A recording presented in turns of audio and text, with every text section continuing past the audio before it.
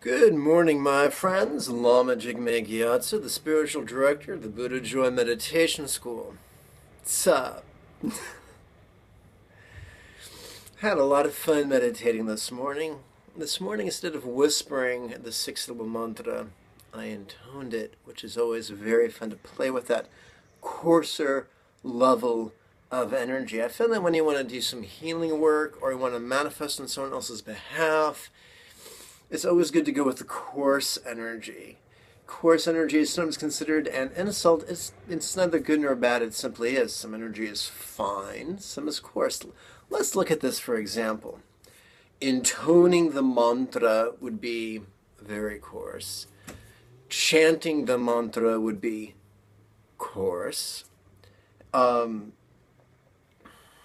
Conversationally reciting the mantra would be middling. Softly whispering the mantra would be subtle, and silently, mentally reciting the mantra would be very subtle. Which one is best? Well, it depends on the need of the moment. Which is better, water from a crystal goblet or a hammer? Depends. Are you drinking water or hammering a nail? So how do we know? How do we know which technique to use in which circumstance? The answer is predictable yet lame.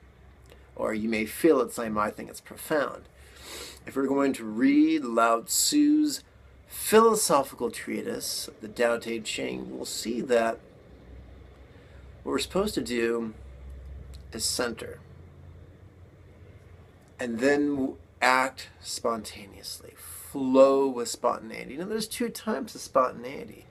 There's chaotic spontaneity, and there's centered spontaneity.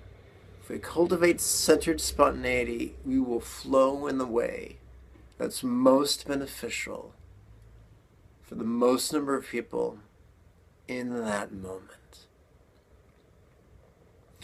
Now, I don't know about you, I was raised to be very, very meticulous and very scholarly. When I first got involved in Tantric Buddhism, I was drawn to the archetypical scholars of Tibet, the Gelag. It took me a long time to evolve beyond that, to the point where there's something more powerful than my prefrontal cortex. And I'm not getting all mystical, but just intuition is powerful. Einstein, as I've mentioned many times, taught that genius was the union of intellect and creativity. And creativity cannot be contrived. It's a very spontaneous, playful, visceral thing. So there you have it. Plenty of ways to work with the Mani, Om Mani Padme Hum. Flow from a centered place. And ultimately, you can do no harm. Have a beautiful day, my friends. Bye-bye now.